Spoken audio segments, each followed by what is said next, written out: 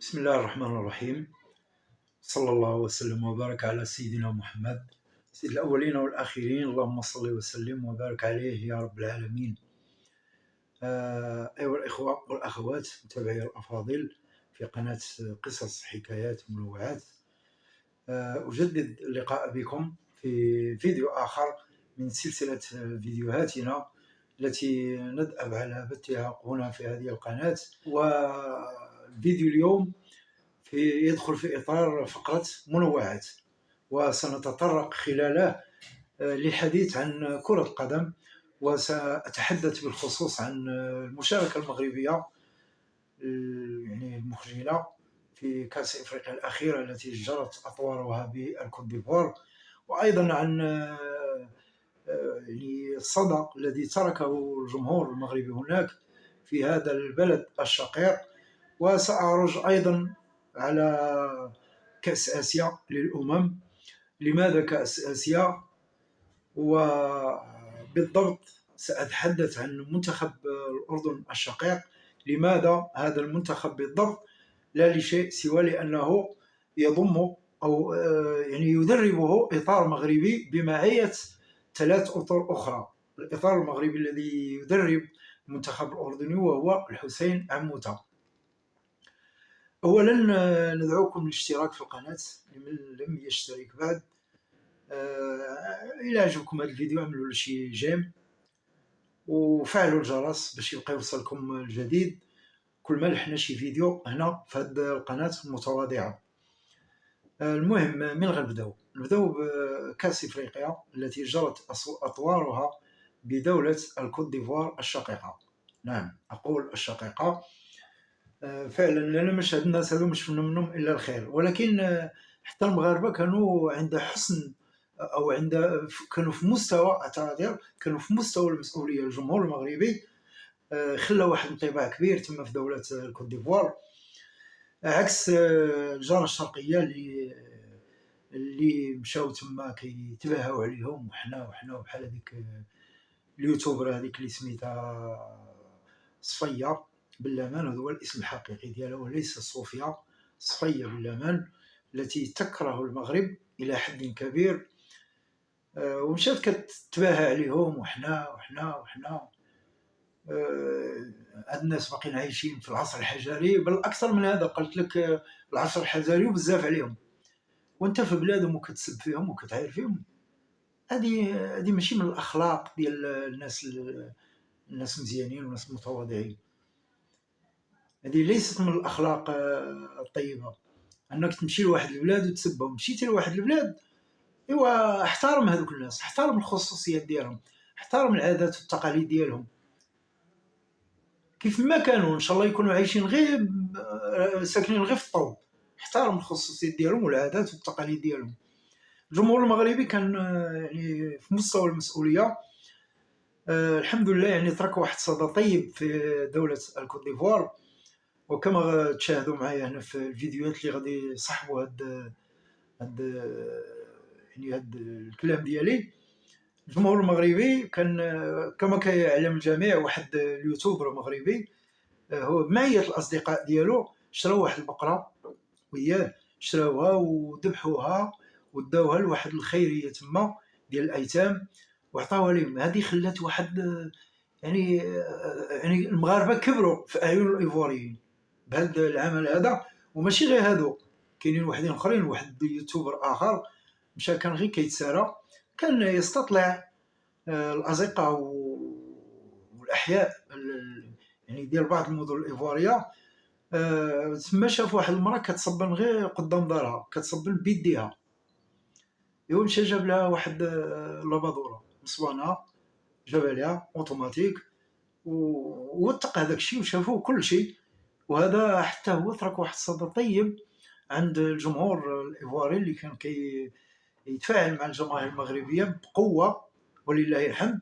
وهذا الشيء ماشي بعيد على المغاربة. المغاربة معروفين بالكرم، معروفين بالضيافة، معروفين بحسن الخلق، معروفين بالتعايش مع كل الديانات، كل الأجناس، مع أي كان، معروفين بالتعايش. وهذا الشيء عبر التاريخ. اش غادي نضحك على واحد نقول له مثلا كحل؟ حنا المغاربه فينا الكحل، فينا السود. انا عادي، المغاربه راه فيه حتى هو السود. المغاربه كما قلنا كانوا في مستوى المسؤوليه. المهم هذاك الشيء داز زوين الحمد لله.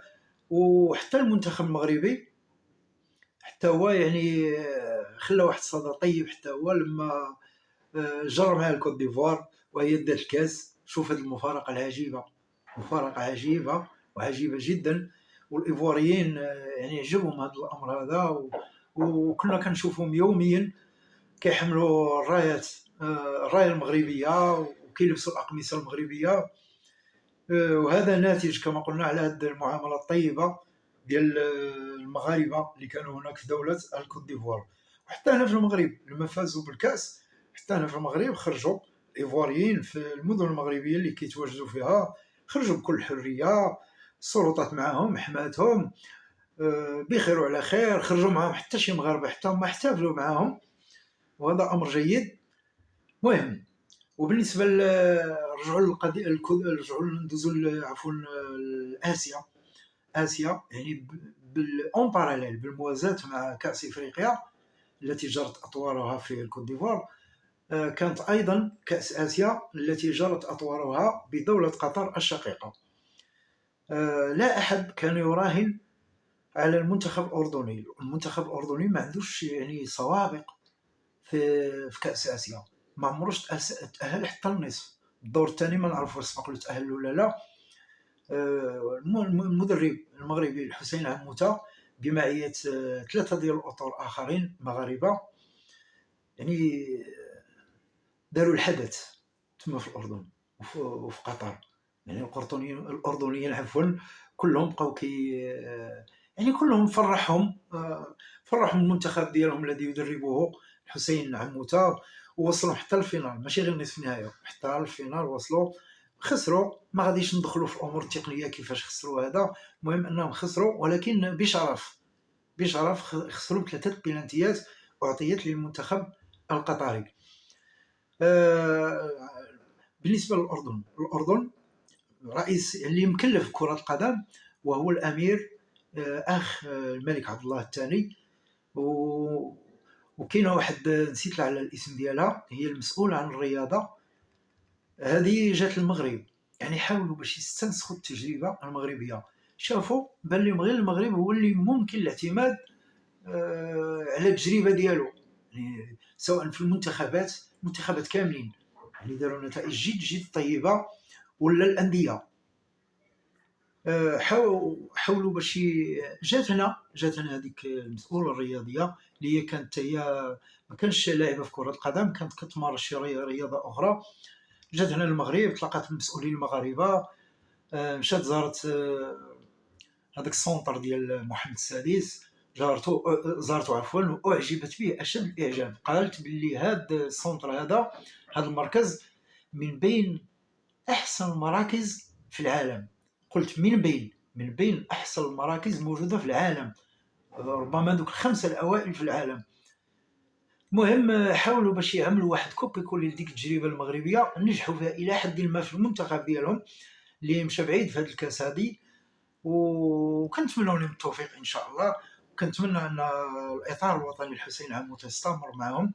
اكيد ان شاء الله غادي يتاهلوا لكاس العالم التي ستجرى اطوارها في 3 دول مشتركه، وهي الولايات المتحده، كندا والمكسيك.